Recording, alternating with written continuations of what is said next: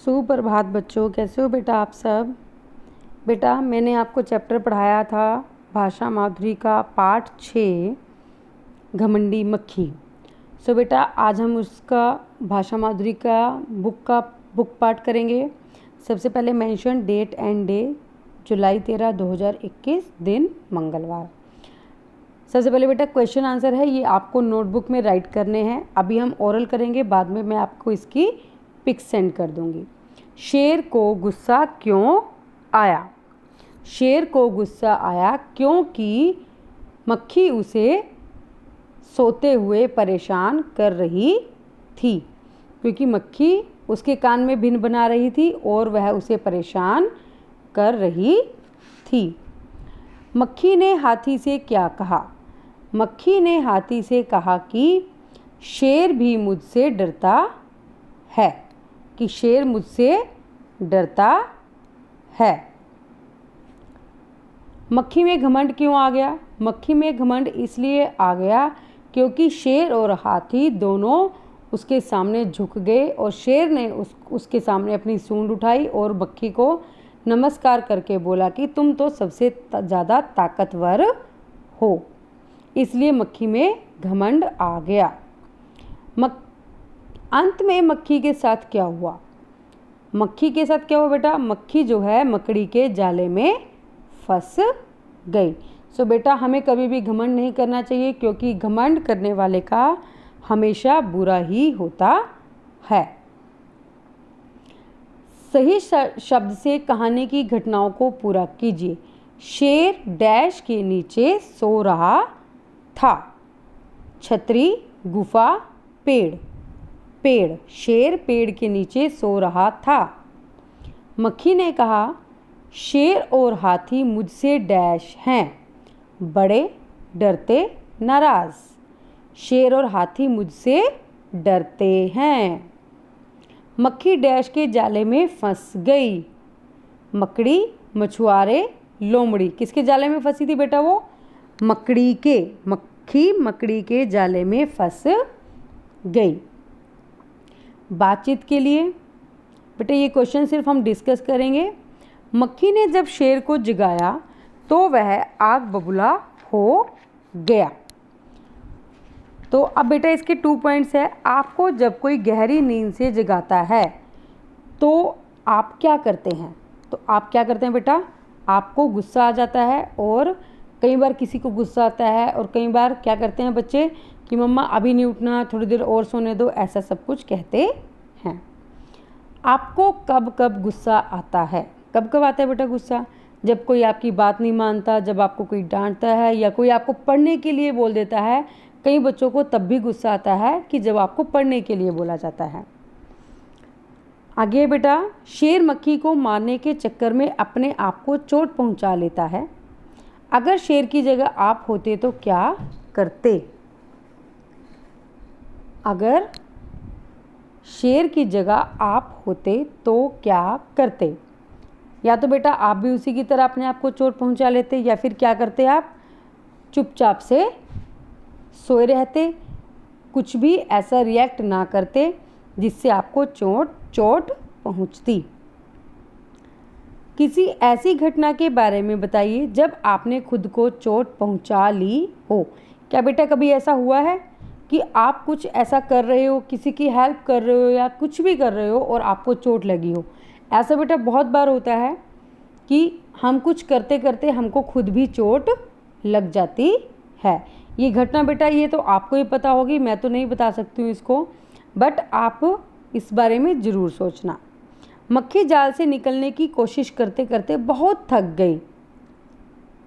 तो बेटा आप कौन से काम करते करते थक जाते हैं? आजकल के तो बच्चे बेटा पढ़ाई करते हुए थक जाते हैं। अगर मम्मा उनको कुछ काम बोल देती है तो वो करते करते थक जाते हैं। कुछ भी कहो वो बेचारे थक ही जाते हैं। बस वो क्या करते हुए नहीं थकते? टीवी देखते हुए नहीं थकते, मोबाइल गेम खेलते हुए नहीं थकते, ऐसे काम करते हुए नहीं थकते, बट जो फिज़िकल वर्क करना पड़ता है जब उन्हें, तब वो थक जाते हैं। मम्मा कभी भी कुछ काम कह दे बच्चों को, बच्चे क्या बोलते हैं? मम्मा अभी रुक जाओ, 5 मिनट बाद करूँगा, ऐसे है वैसे है, मैं तो थका हुआ हूँ। सारा दिन मोबाइल देखते हैं और उससे नहीं थकते। सो बेटा अपने आप को एक्टिव बनाओ, अपने अंदर अभी से थकावट मत लाओ। अभी आपकी बहुत एज है जिसमें आपने बहुत ज़्यादा काम करने हैं। किन कामों को करने में आपको बहुत मेहनत करनी पड़ती है? जैसे बेटा मोस्टली क्या होता है, फिज़िकल वर्क मतलब जैसे कि कोई चीज़ उठा के रखनी, कुछ काम करना, भारी काम करना, भारी सामान उठाना। और सबसे मैक्सिमम क्या होता है, क्या सबसे ज़्यादा मेहनत किस में लगती है बेटा? पढ़ाई करने में मेहनत लगती है। आजकल तो बच्चों को सबसे ज़्यादा पढ़ाई करने में मेहनत लगती है। ओके बेटा, आगे है आपकी कल्पना और आपके अनुभव। मक्खी ने कहा कि शेर और हाथी उससे डरते हैं। शेर से कौन कौन डरता होगा? बेटा शेर से तो सब कोई डरते हैं, हम भी डरते हैं, शेर से तो डरते हैं ना। अब कुछ बच्चे ऐसे बोलते हैं कि नहीं मैम हम नहीं डरते शेर से, लेकिन जब शेर सामने आ जाएगा तो उनकी हालत क्या होगी? सोचो कैसी हालत होगी। तो शेर से तो बेटा इंसान भी डरते हैं और जानवर भी डरते हैं। जो जानवर उससे कमज़ोर हैं, जैसे कि हिरन होता है, खरगोश होता है, भैंसा होता है, जो कमज़ोर जीव होते हैं वो सभी शेर से डरते हैं। आपसे कौन कौन डरता है? हमसे कौन कौन डरता है बेटा? जैसे चूहिया बेचारी एक छोटी सी होती है, जो छिपकली हमसे डरती है, मेंढक है वो भी हमसे डरता है। जो ऐसे छोटे छोटे जीव है वो सब हमसे डरते हैं। तालिका में लिखना है बेटा आपने शेर से डरने वाले और आपसे डरने वाले। ठीक है बेटा, आगे है शेर मक्खी को उड़ाते उड़ाते थक गया। गाय क्या क्या करते थक जाती होगी? गाय देखिए ना बेटा, क्या करते करते थक जाती होगी बेटा? वो सोचो, जैसे वो घास खाती है, घास खाते खाते बेचारी थक जाती है, मुंह चलता रहता है उसका बेचारी का। और सोचो बेटा क्या क्या करते हुए थक जाती है वो गाय, सोचो। ठीक है बेटा, खड़े खड़े थक जाती है, चलते चलते थक जाती है और खाते खाते थक जाती है। और आप क्या करते करते थक जाते हैं? पढ़ते पढ़ते, दौड़ते दौड़ते, खड़े खड़े, काम करते करते, ये सब करते हुए आप भी थक जाते हैं। आगे बेटा कहानी ही कहानी। मक्खी को ध्यान में रखकर कहानी का नाम घमंडी मक्खी रखा गया है। यदि कहानी को हाथी और लोमड़ी को ध्यान में रखकर लिखा जाता तो कहानी के क्या क्या नाम हो सकते थे? जैसे बेटा लोमड़ी ने उसको चालाकी से कहा कि यहाँ पर एक मकड़ी है, आगे वो कहती है कि मैं मक्खी से बिल्कुल नहीं डरती, और उसने उसको अपनी चालाकी से मकड़ी के पास भेज दिया और उसको जाल में फंसवा दिया। तो सो बेटा हम लोमड़ी के को ध्यान में रखते हुए इसका क्या नाम रख सकते थे? चालाक लोमड़ी। और हाथी को ध्यान में रखते हुए क्या कर सकते थे? समझदार हाथी। समझदार हाथी क्यों रख सकते थे? क्योंकि बेटा समझदार व्यक्ति जो होते हैं वो किसी से फालतू बहस नहीं करते। हाथी को जब मक्खी ने कहा कि शेर मुझसे डरता है तो उसने उसकी बात मान ली और उसको सूंड उठाकर नमस्कार किया कि अब मैं इससे बहस करूँगा तो मेरा ही नुकसान होगा, ये मेरे से आगे बहस करेगी। क्योंकि जब बेटा हम किसी को किसी एक बात का जवाब देते हैं तो वो हमें आगे दो बात सुनाता है, इसलिए बहस करने से अच्छा समझदार बनकर चुप रहो। ठीक है बेटा, मक्खी जो है मकड़ी के जाल पर हमला करती है और जाल में फंस जाती है। वह जाल से बाहर निकलने की बहुत कोशिश करती है लेकिन निकल नहीं पाती। फिर क्या हुआ होगा? अपने शब्दों में कहानी सुनाइए। इसके बाद क्या हुआ बेटा? देखो सोचो कि मकड़ी उसके जाले में फंस गई, उसने अपने आप को बहुत निकालने की कोशिश की, अपने कोशिश करते करते वह थक गई और कुछ समय बाद वह मर गई और मकड़ी उसे खा गई। ठीक है बेटा, आगे बेटा भाषा की बात। नीचे दिए शब्दों को बोल बोल कर पढ़िए। मक्खी, ध्यान से पढ़ो बेटा, मक्खी, इसमें आधा क और ख लगा है। मक्खन, म आधा क ख न, मक्खन। मक्का, म आधा क आ, मक्का। मकान, मकड़ी। ढक्कन, पक्का। पका, चक्का, चक्कर। नीचे दिए गए शब्दों को पढ़कर बताइए कि इनमें क्या अंतर है। पका, पक्का। पका, पक्का। देखो बेटा, पका का क्या मतलब कहते हैं, जैसे फल पका हुआ है, पका हुआ मतलब कि पूरी तरह से वो पक चुका है। जैसे कि हम बोलते हैं ना रोटी कच्ची है, लेकिन रोटी जब पूरी पकी हुई है तो वो क्या है, पकी हुई है, कि मतलब कि वो पूरी तरह से तैयार है खाने के लिए, हम उसको अच्छे से खा सकते हैं। पका, पक्का, पक्का मतलब मजबूत, पक्का मतलब मजबूत। पता, पता के बेटा यहाँ पर दो मीनिंग है इस वाले पता के।